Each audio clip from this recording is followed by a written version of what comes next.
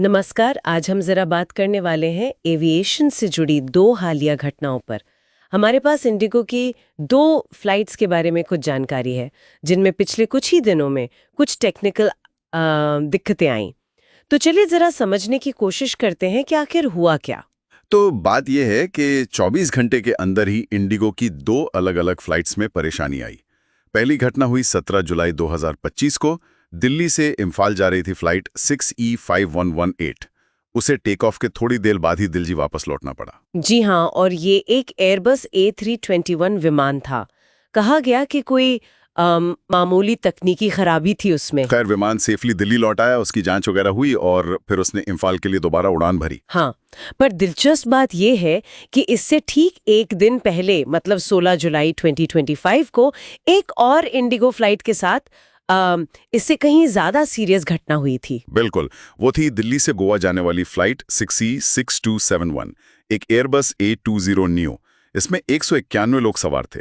हुआ ये कि उड़ान के दौरान इसके एक इंजन में खराबी आ गई। बीच हवा में इंजन में खराबी, उफ, ये सुनने में ही काफी मतलब डरावना लगता है।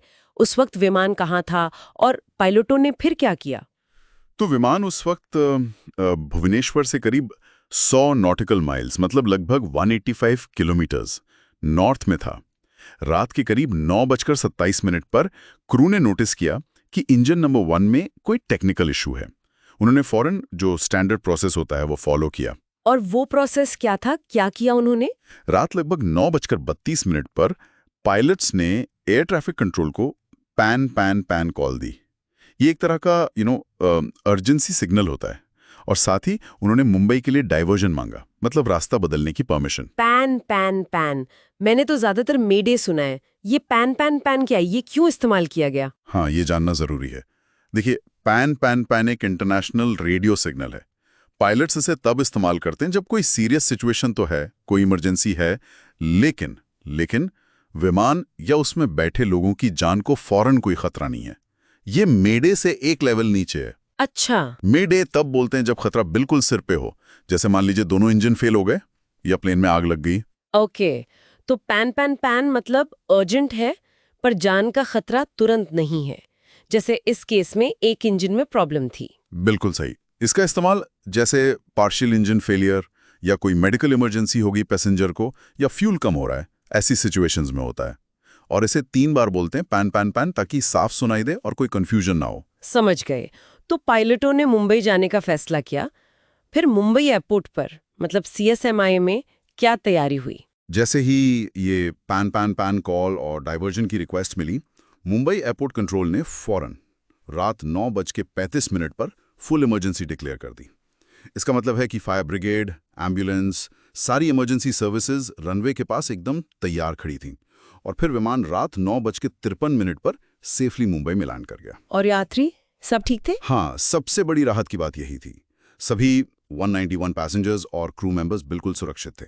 उन्हें आराम से विमान से उतारा गया और इंडिगो ने फिर उन्हें गोवा भेजने के लिए दूसरी फ्लाइट का इंतजाम किया। अच्छा, और एयरपोर्ट का ऑपरेशन वो तो डिस्टर्ब नहीं हुआ होगा? नहीं, अच्छी बात यह रही कि एयरपोर्ट का जो नॉर्मल ऑपरेशन था वो इस इमरजेंसी से ज्यादा प्रभावित नहीं हुआ, जो मुंबई जैसे बिजी एयरपोर्ट के लिए काफी अहम बात है।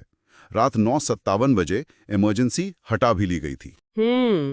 ये तो हुई गोवा वाली फ्लाइट की बात, जिसमें इंजन की सीरियस प्रॉब्लम थी और इमरजेंसी लैंडिंग करनी पड़ी। अब जरा वापस उस दिल्ली इम्फाल वाली फ्लाइट 6E5118 पर आते हैं, जो एक दिन बाद हुई। उसमें वो मामूली तकनीकी खराबी क्या थी, कुछ पता चला? देखिए, सोर्सेज में उस मामूली खराबी की एग्जैक्ट डिटेल नहीं बताई गई है। अक्सर एयरलाइंस ऐसा नहीं करती तुरंत, सेफ्टी या जांच के कारणों से। लेकिन जरूरी बात यह है कि किसी भी तरह की टेक्निकल वार्निंग या कोई भी असामान्य सिग्नल मिलने पर, खासकर उड़ान के शुरू में ही, सेफ्टी प्रोटोकॉल यही कहता है कि विमान को वापस बेस पर ले आओ। ये एक स्टैंडर्ड तरीका है ताकि प्रॉब्लम की पूरी तरह से जांच हो सके, भले ही वो बाद में छोटी ही क्यों ना निकले। सही बात है। मतलब छोटी लगने वाली चीज को भी सीरियसली लिया जाता है। Safety first. बिल्कुल। उस केस में भी विमान सेफली लैंड हुआ, जांच हुई और फिर उसने उड़ान भरी। इंडिगो ने दोनों ही मामलों में पैसेंजर्स को जो दिक्कत हुई उसके लिए खेद भी जताया है और कहा है कि उन्होंने सारे सेफ्टी प्रोसेसेस फॉलो किए। दिक्कत थी जिससे फ्लाइट वापस लौटी और दूसरी में इंजन की सीरियस प्रॉब्लम हुई और मुंबई में इमरजेंसी लैंडिंग करनी पड़ी, वो भी पैन पैन पैन कॉल के साथ। हाँ, और दोनों ही सिचुएशंस में सबसे अहम बात ये रही कि जो तयशुदा प्रोसीजर थे वो काम कर गए और सबसे जरूरी कि सभी लोग सुरक्षित रहे। ये दिखाता है कि एविएशन इंडस्ट्री में जो मल्टी लेयर सेफ्टी प्रोटोकॉल्स हैं और पायलट्स की जो ट्रेनिंग है वो कितनी महत्वपूर्ण है। बिल्कुल, और ये घटनाएं हमें सोचने पर भी मजबूर करती हैं कि कि हवाई जहाज कितने कॉम्प्लेक्स सिस्टम होते हैं और पर्दे के पीछे कितने सारे सिस्टम्स और लोग लगातार काम करते रहते हैं ताकि सेफ्टी बनी रहे। हालांकि ये दोनों घटनाएं अलग-अलग प्लेन पर हुई, A321 और A320 नियो, और दिक्कतें भी अलग तरह की थी। लेकिन हाँ, इतने कम टाइम में एक ही एयरलाइन की 2 फ्लाइट्स में ऐसी दिक्कतें आना, ये एविएशन सेफ्टी पर नजर रखने वालों का ध्यान तो खींचता ही है।